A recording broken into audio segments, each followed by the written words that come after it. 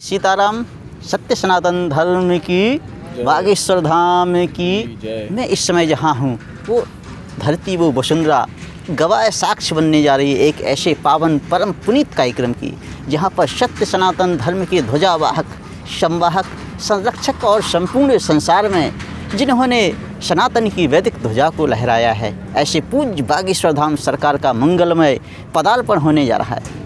और यहाँ कार्यक्रम की संयोजिका परम आदरणीय, परम सम्मानीय, भक्ति परायणा पूज्य महाराज श्री की विशिष्ट स्नेही परम आदरणीय रोशनी दीदी के लाडले अनुज और बागेश्वर धाम शिष्य परिकर के चहेते लाडले शिष्य और महाराज श्री के विशिष्ट कृपा प्राप्त सोनू भैया जी हमारे साथ हैं। सोनू भैया इस कार्यक्रम की संपूर्ण रूपरेखा को तैयार कर रहे हैं। आइए कार्यक्रम की रूपरेखा क्या है इस पर संक्षिप्त चर्चा करते हैं। सोनू भैया जी, महाराज श्री जी के कार्यक्रम का निवाड़ी में है, उनका आगमन हो रहा है, कार्यक्रम की क्या तैयारियां हैं, कितने बजे महाराज श्री का आगमन होगा, संक्षिप्त। सर्वप्रथम तो सभी को जय श्री राम, जय बागेश्वर धाम, बोले राम राजा सरकार की जय। ये हमारे ज़िले का बहुत बड़ा सौभाग्य है कि इस धरा पे, जो राम राजा सरकार की धरा है, इस पे इतना बड़ा दिव्य दरबार जो है परम पूज्य बागेश्वर धाम सरकार का आयोजित हो रहा है।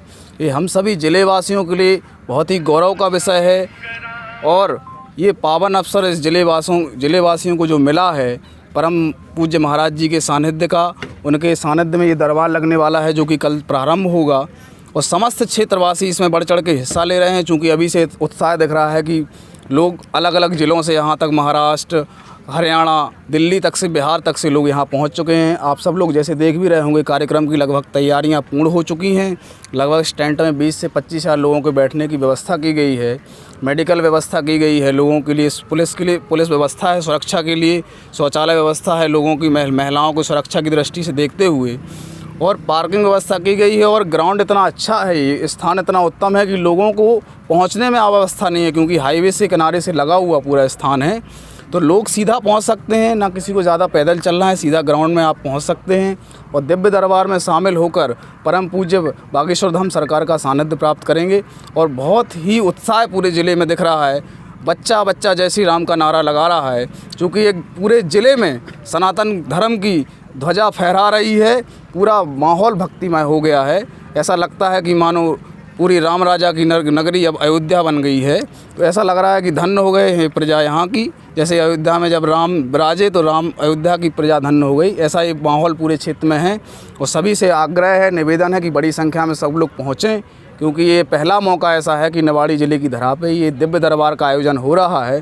और चूँकि महाराज जी ने आगे के लिए भी आश्वस्त किया है कि जल्दी ही हम एक बड़ा कार्यक्रम यहाँ करेंगे श्रीमद् भागवत कथा के रूप में, जो कि राम कथा की चर्चा जैसे कि अभी टीकमगढ़ में भी चल रही है। तो हो सकता है आगामी समय में हम सभी लोगों को ये सौभाग्य भी मिले कि आगे एक बड़ा कार्यक्रम यहाँ पे हो। निवाड़ी नगर में महाराज श्री के स्वागत की क्या तैयारियाँ हैं? कल प्रातः लगभग 9 बजे से महाराज जी का आगमन हो जाएगा, तो जिसमें संपूर्ण नगरवासी बाहर निकल के महाराज जी का स्वागत करेंगे। और रुकने की व्यवस्था कहीं महाराज जी की अदर जगह नहीं की गई है, चूँकि कार्यक्रम लेट ना हो, लोग भी यहाँ बैठे होंगे उनके इंतज़ार में, तो समय से महाराज जी पंडाल में पहुँचें तो नगर से होते हुए सभी लोग उनका स्वागत करेंगे पुष्प बरसा कर, और कार्यक्रम स्थल पर पहुँचकर दिव्य दरबार शुरू हो जाएगा। एक और जहाँ संपूर्ण राष्ट्र होली के रंगों में रंगा हुआ है, तो वहीं निवाड़ी में भक्ति के रंग का क्या? देखिए, ये तो हम लोगों का सौभाग्य है कि होली से पहले ही पूरे ज़िले में एक होली का वातावरण हो गया है। होली में हम लोग रंगों से खेलकर रंगों के वातावरण रम जाते हैं, अभी सब भक्ति के रंग में रंगे हुए हैं। तो ऐसा दिव्य कार्यक्रम हो रहा है, तो हम सब लोगों के लिए सौभाग्य की बात है। इस कार्यक्रम के संयोजक कौन हैं? संयोजक कह लीजिए एक इस ज़िले की बेटी हैं, टैनीपुरा गांव की बिटिया हैं, अभी जिला पंचायत सदस्य भी हैं। तो सभी लोगों का अपूर्व स्नेह रहता है, एक समाज सेविका के रूप में काम करती हैं दीदी रोशनी यादव, छोटा भाई हूं मैं उनका।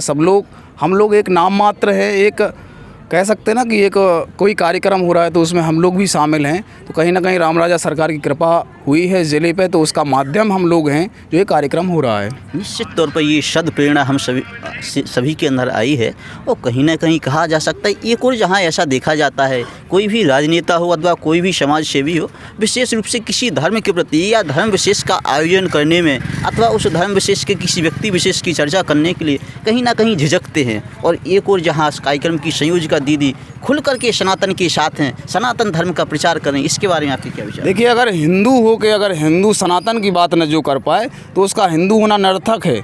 अगर अपने जीवन में जब बच्चा जन्म लेता है तो वो तो संस्कारों में बढ़ता है कि हम हिंदू हैं, और हिंदू व्यक्ति अगर हिंदू सनातन की बात ना करे तो कौन करेगा। महाराज श्री जी ने अभी हिंदू राष्ट्र का नया संकल्प लिया है, उसके साथ साथ पर्यावरण से संबंधित प्रकल्प उनके हैं, वृक्षारोपण का प्रकल्प है, गौशाला नहीं उपाय, एक हिंदू एक गाय, हिंदू राष्ट्र भारत के प्रकल्प महाराज श्री के, इसके बारे में आज के समय में तो ये जो महाराज जी के कार्यक्रम चल रहे हैं, उनके संकल्प हैं, ये समय की मांग हो गए और वास्तविकता भी है। इसलिए हर गांव हर क्षेत्र का युवा महाराज जी से जुड़ रहा है, उनका भक्त बन रहा है।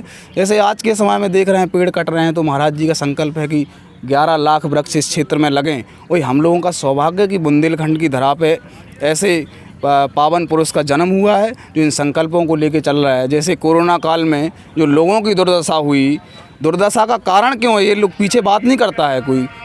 आज के समय में गौ माता घूम रही सड़कों पे, लोग मूसिका लगा देते हैं उनके मुंह में, तो कोरोना के टाइम पे लोगों को भी मूसिका उसी तरह पहना दिया गया। वो जो दशा गाय की हो रही है वो मनुष्य की कोरोना काल में हो, इसलिए कोई मनुष्य ये ना सोचे कि हमसे बड़ा कोई नहीं। इसलिए प्रकृति से संतुलन बना के हम सबको चलना पड़ेगा। उसी प्रयास में महाराज जी, उसी में हम लोग लगे हुए हैं। या अभी तक जहाँ तक देखा गया है या हम सभी की दृष्टि में है या ध्यान में है, देखा जाए निवाड़ी में इस तरह का पहली बार आयोजन हो रहा है।